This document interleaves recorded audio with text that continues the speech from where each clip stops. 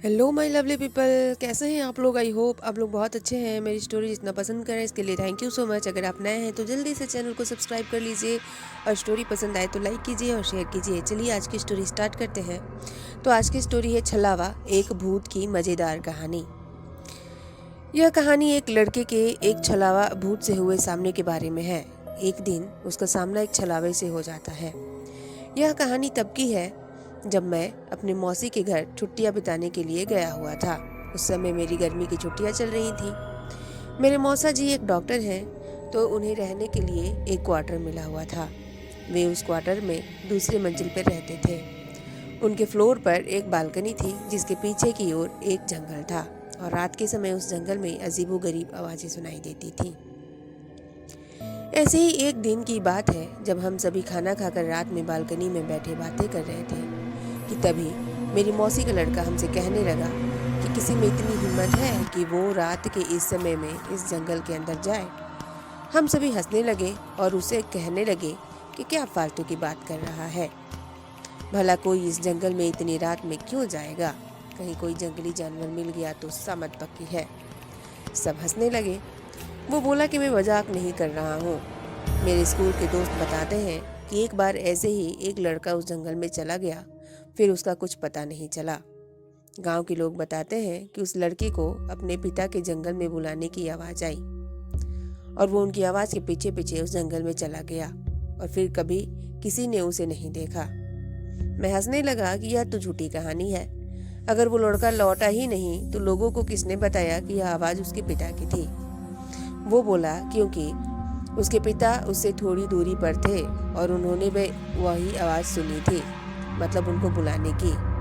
उनकी ही आवाज़ में कोई उनके बेटे को अपनी ओर पुकार रहा था।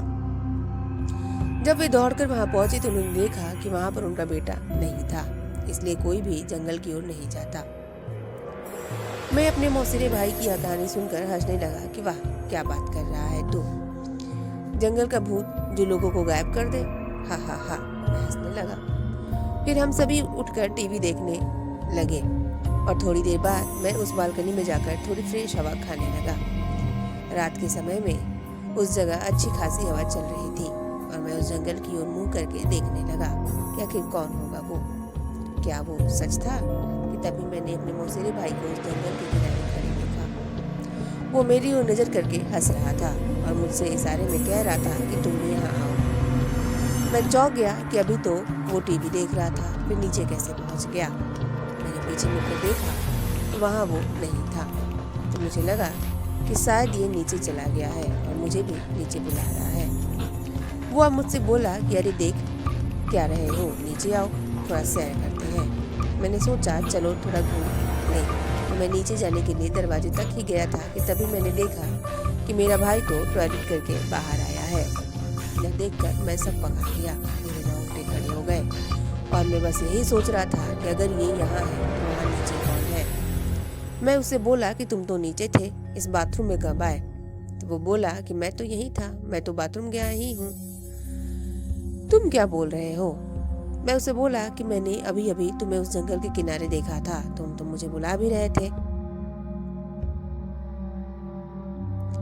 वो बोला मजाक मत करो, तुम्हें क्या लगता है मैं डर जाऊंगा। मुझे पता है कि तुम मुझे डराने का प्रयास कर रहे हो, पर मैं नहीं डरने वाला। इतना कहकर वो टीवी देखने चला गया। मुझे यकीन नहीं हो रहा था कि ये मैंने अभी क्या देखा है। उसी रात मैं जब सो रहा था तब किसी की मुझे पुकारने की आवाज़ आ रही थी।